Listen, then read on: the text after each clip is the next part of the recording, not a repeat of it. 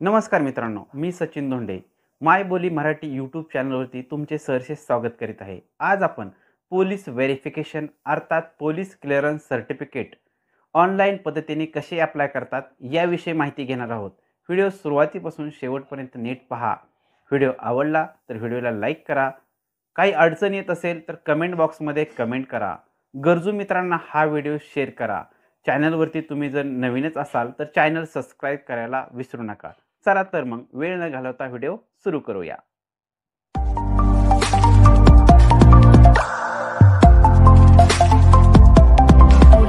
Police verification अर्थात character certificate काढण्यासाठी या साईटवरती यायचं आहे. या साईटची लिंक डिस्क्रिप्शन मध्ये दिली आहे. त्यावर क्लिक करा. डायरेक्ट तुम्ही या साईटवरती याल किंवा कोणत्याही एका ब्राउझरवरती टाईप करा pcs.mahaonline.gov.in असे टाईप केल्यानंतर तुम्ही या पेजवरती याल. या पेजवरती आल्यानंतर सर्वप्रथम रजिस्टर करून घ्यायचं आहे. या ठिकाणी रजिस्टर बटन आहे, यावरती क्लिक करा. या ठिकाणी रजिस्टर करण्यासाठी आपल्या समोर पेज ओपन झालेले आहे. या ठिकाणी आधार नंबर साठी कॉलम आलेला आहे, परंतु या ठिकाणी आधार नंबर टाकायचा नाही. डायरेक्ट लास्ट नेम, या ठिकाणी लास्ट नेम टाकून घ्या. लास्ट नेम टाकल्यानंतर या ठिकाणी ऑटोमॅटिक ते मराठीत होईल. तसेच फर्स्ट नेम टाका, मिडल नेम टाका आणि डेट ऑफ बर्थ टाकून घ्या. त्यानंतर जेंडर सिलेक्ट करा, मेल फिमेल जे काय असेल ते. तुमचा जिल्हा सिलेक्ट करून घ्या. या ठिकाणी तुमचा मोबाईल नंबर टाकून घ्या. या ठिकाणी लक्षात असू द्या, हा नंबर आधारला लिंक नसेल तरी देखील चालेल, परंतु तुमच्याकडे तो सध्या असला पाहिजे, कारण त्यावरती एक OTP जाणार आहे. त्यामुळे या ठिकाणी तुमच्याकडे असणारा कोणताही एक मोबाईल नंबर टाकून घ्या. या ठिकाणी एक पासवर्ड तयार करा आणि या ठिकाणी टाका. तोच पासवर्ड या ठिकाणी पुन्हा एकदा टाका. या ठिकाणी कॅप्चर टाकण्यासाठी या ठिकाणी फर्स्ट असं दिलं आहे, तर फर्स्ट नंबरचा कॅप्चर या ठिकाणी टाकून घ्या. काही वेळेस सेकंड, थर्ड असा दिलेला असतो, या ठिकाणी फर्स्ट दिलाय. अशा प्रकारचा या ठिकाणी कॅप्चर टाकून घ्या आणि सबमिट बटनावरती क्लिक करा. आपल्या समोर अशा प्रकारचा एक फ्लॅश SMS आलेला असेल. यामध्ये आपल्या मोबाईल वरती एक OTP सेंड झालेला आहे.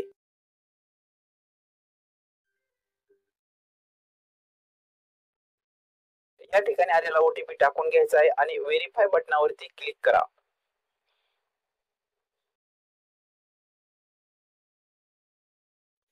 अशा प्रकारचा आपल्या समोर फ्लॅश SMS येईल. Your registration complete successfully, kindly log in. या ठिकाणी ओके बटनावरती क्लिक करा. आपले रजिस्ट्रेशन सक्सेसफुली झालेले आहे. आता पुन्हा एकदा रिडायरेक्ट केलं जाईल होम पेज वरती. या ठिकाणी आपला मोबाईल नंबर टाका आणि मोबाईल नंबर टाकून झाल्यानंतर या ठिकाणी पासवर्ड टाका आणि हा कॅप्चर या ठिकाणी खाल्ल्या बाजूला या ठिकाणी टाकून घ्या. जर कॅप्चर दिसत नसेल तर रिफ्रेश वगैरे करा, पुन्हा नवीन कॅप्चर येईल. या ठिकाणी कॅप्चर टाकाने लॉग इन बटनावरती क्लिक करा. या ठिकाणी आपण यशस्वीरित्या लॉग इन केलेले आहे.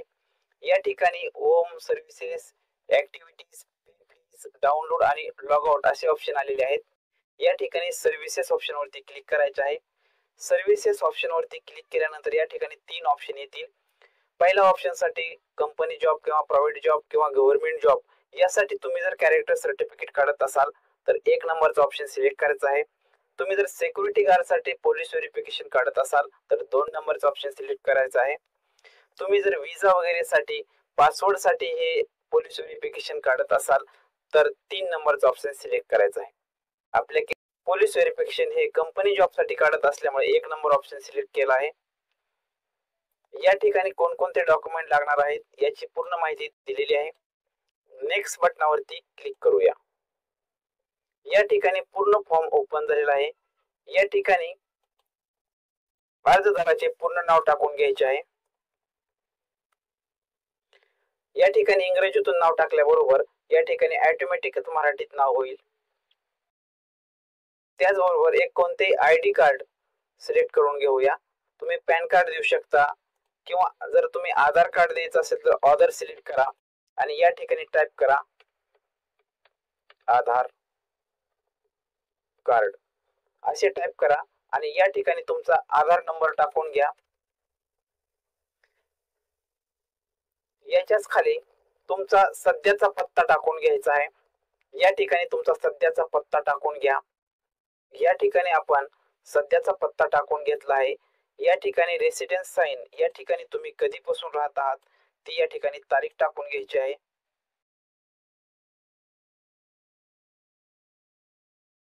शक्यतो ज्यावेळेस तुमचा जन्म झाला तीच तारीख या ठिकाणी टाकायची आहे.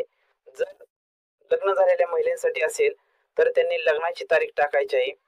या ठिकाणी मागील निवासी पत्ता, जर तुम्ही याच्या अगोदर देखील दुसरीकडे कुठे राहत असाल तर तो या ठिकाणी सिलेक्ट करायचा आहे.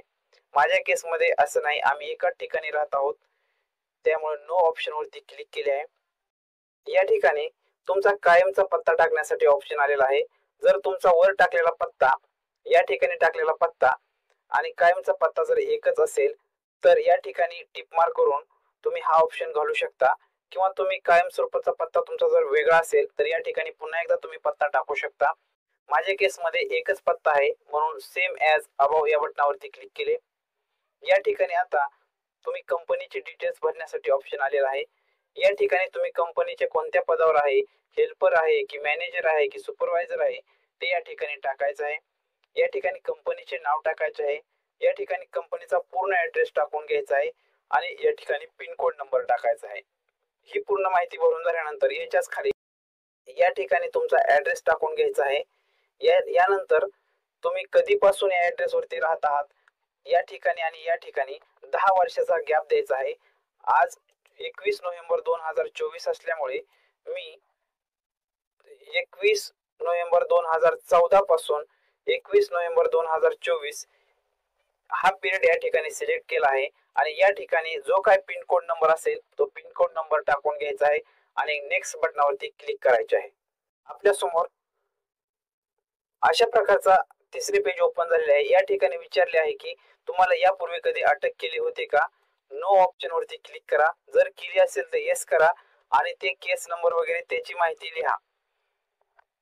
माझ्या केसमध्ये अशी कोणतीही केस यांच्यावरती झालेली नव्हती म्हणून त्यांना नो ऑप्शन वरती क्लिक केले आहे. यानंतर तुमच्या घरातील कोण राजकारणात आहे का, यांच्यामध्ये कोण नाही म्हणून नो ऑप्शन वरती केलेले आहे. तुमचे काही क्रिमिनल रेकॉर्ड वगैरे आहे का, या ठिकाणी देखील नाही म्हणून नो ऑप्शन वरती क्लिक केलेलं आहे. या ठिकाणी तुमचं चेहऱ्यावरती काय आयडेंटिफिकेशन मार्किंग वगैरे असेल तर या ठिकाणी टाका, नाही टाकले तरी चालते. या ठिकाणी 2 ओळखीची नावं टाकायची आहेत. या ठिकाणी नाव टाकून घ्यायचं आहे आणि त्यांचा ऍड्रेस टाकायचा आहे. त्या माणसाचा मोबाईल नंबर या ठिकाणी टाकून घ्यायचा आहे. अशा माणसाची 2 माणसाची नाव टाकायचे आहेत. यांचा देखील या ठिकाणी ऍड्रेस टाकायचा आहे आणि यांचा मोबाईल नंबर या ठिकाणी टाकायचा आहे. त्यानंतर नेक्स्ट बटनावरती क्लिक करायचे आहे. आपल्या समोर जिल्हा निवडण्यासाठी ऑप्शन येईल. ज्या जिल्ह्यात आपण राहतो तो जिल्हा ऑटोमॅटिक या ठिकाणी येणार आहे. यानंतर आपल्याला जे काही पोलीस स्टेशन आहे ते पोलीस स्टेशन या ठिकाणी सिलेक्ट करायचे आहे. त्यानंतर टर्म अँड कंडिशनला असं टिक मार्क करायचं आहे. आपण कोणत्या जागेवरून हा फॉर्म भरत आहोत ते लोकेशन टाकायचे आहे आणि सेव्ह बटनावरती क्लिक करायचे आहे. अशा प्रकारचा थोड्या वेळ या ठिकाणी आपला अर्ज यशस्वीरित्या सेव्ह झालेला आहे. या ठिकाणी आपला ऍप्लिकेशन नंबर वगैरे सर्व माहिती जनरेट झालेली आहे. या ठिकाणी ओके बटनावरती क्लिक करायचं आहे. आता आपल्या समोर तिसरे पेज ओपन झालेले आहे. या ठिकाणी आपल्याला फोटो अपलोड करायचा आहे आणि या ठिकाणी आपल्याला सही अपलोड करायची आहे. फोटोची 5 KB ते 20 KB, त्याचप्रमाणे सहीची साईज देखील 5 KB पासून 20 KB पर्यंतच हवी आहे. 160 पिक्सल ते 200 पिक्सल पर्यंत फोटोची उंची आणि रुंदी पाहिजे. त्याचप्रमाणे सहीची 256 बाय 64 लांबी आणि रुंदी पाहिजे. यानंतर ते ऑटोमॅटिक अपलोड होते. शक्यतो JPG किंवा JPEG याच फॉर्मॅट मध्ये सही आणि फोटो लागेल. यानंतर आपण जे काय पॅन कार्ड, आधार कार्ड, जे काय ID प्रूफ म्हणून वापरले आहे ते या ठिकाणी सिलेक्ट करून घेऊया. आपण आधार कार्ड वापरले म्हणून आधार कार्ड वरती सिलेक्ट केले आहे आणि ऍड्रेस प्रूफ म्हणून रेशन कार्ड वापरणार आहोत. या ठिकाणी अपलोड डॉक्युमेंट या ऑप्शन वरती क्लिक करायचे आहे. या ऑप्शन वरती क्लिक केल्यानंतर आपल्या समोर अपलोड डॉक्युमेंट करण्यासाठी 4 ऑप्शन आलेले आहेत. यामध्ये सुरुवातीला आपल्याला शाळेचा दाखला किंवा 10वीचं बोर्ड सर्टिफिकेट द्यायचं आहे. या ठिकाणी 2 नंबरला आपलं आधार कार्ड द्यायचं आहे. 3 नंबरला आपलं राशन कार्ड द्यायचं आहे. राशन कार्ड देताना पुढली बाजू आणि पाठीमागली बाजू दोन्ही देखील द्यायचं आहे. आणि 4थ्या नंबरला कंपनी लेटर किंवा पोलिसांची एनओसी या ठिकाणी अपलोड करायचे आहे. हे सर्व डॉक्युमेंट तुम्ही PDF मध्ये किंवा JPEG फॉर्मॅट मध्ये देखील अपलोड करू शकता.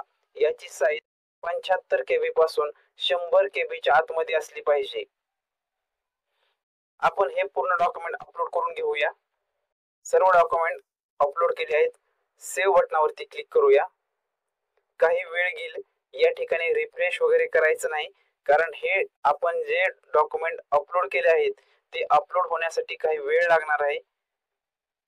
या ठिकाणी अपलोड डॉक्युमेंट झालेले आहेत. या ठिकाणी डॉक्युमेंट दिसत आहेत की अपलोड झालेले आहेत. तुम्हाला जर पाहायचं असेल तर यावरती क्लिक करा. ते ऑटोमॅटिक डॉक्युमेंट दिसेल. या ठिकाणी डॉक्युमेंट अपलोड केलेले आहेत. आता कंटिन्यू बटनावरती क्लिक करायचे आहे.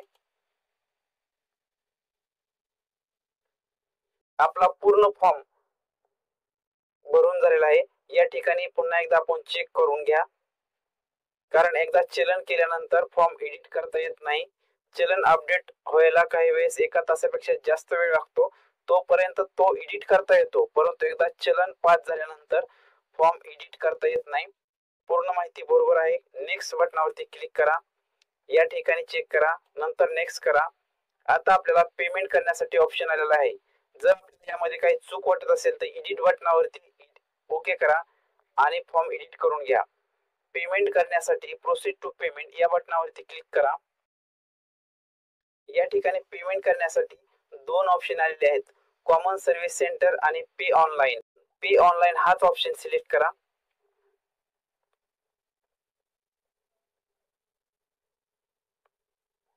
आपल्या समोर पेमेंट गेटवे ओपन झालेला आहे. या ठिकाणी क्रेडिट कार्ड आणि डेबिट कार्ड हाच ऑप्शन सिलेक्ट करा. या ठिकाणी सिलेक्ट करू नका, पेमेंट फेल जाण्याची शक्यता असते. क्रेडिट कार्ड डेबिट कार्ड वरती सिलेक्ट केले. या ठिकाणी पुन्हा एकदा या ठिकाणी सिलेक्ट करा. आपल्या समोर अशा प्रकारची माहिती ओपन झालेली दिसेल. या ठिकाणी ऍप्लिकेशनचं नाव वगैरे आहे, ऍप्लिकेशनचा नंबर वगैरे आहे.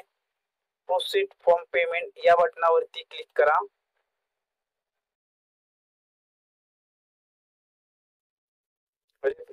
नाही, वेळ लागतो या ठिकाणी पेमेंट होताना. या ठिकाणी सर्व प्रकारचे ऑप्शन आलेले आहेत. या ठिकाणी सर्वात सोपा पर्याय म्हणजे QR कोडने पेमेंट करणे. या QR कोडवर क्लिक करा. परत या ठिकाणी क्लिक करा. भीम UPI वर क्लिक करा आणि मेक पेमेंट यावरती क्लिक करा. यावरती क्लिक केल्याबरोबर आपल्या समोर हा बारकोड आलेला आहे. हा बारकोड मोबाईल मधून फोन पे असो, गुगल पे असो, जे काही तुम्ही वापरत असाल त्यामधून तुम्ही स्कॅन करून हे पेमेंट करू शकता. या ठिकाणी आपले पेमेंट यशस्वीरित्या झालेले आहे. रिफ्रेश वगैरे करायचं नाही. आपल्या समोर पेमेंट सक्सेसफुल झालेली स्लिप ओपन झालेली आहे. स्लिप सेव्ह करण्यासाठी सेव्ह रिसिप्ट यावरती क्लिक करायचे आहे.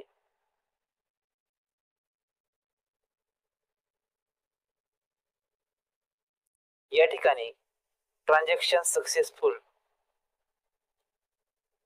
असं आलेलं आहे.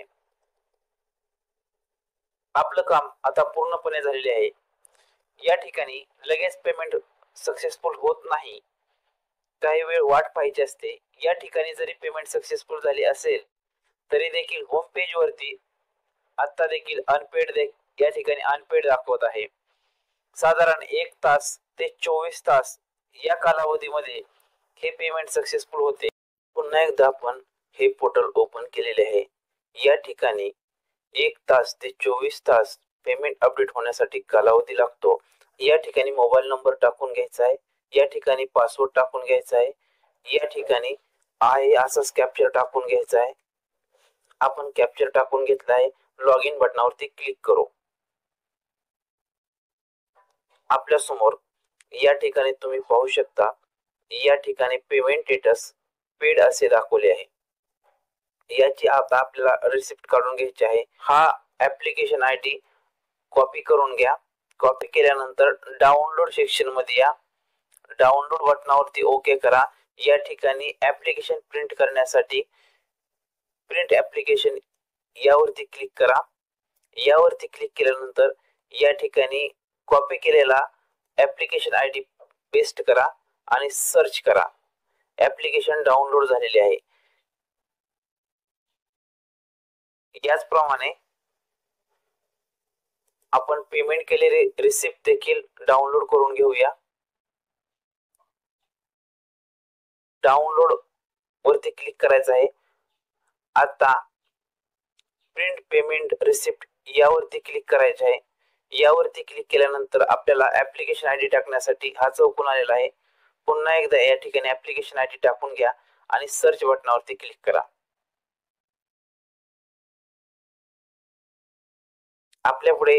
आपल्याकडे पेमेंट रिसिप्ट डाउनलोड झालेली आहे. ती ओपन करून घेऊया.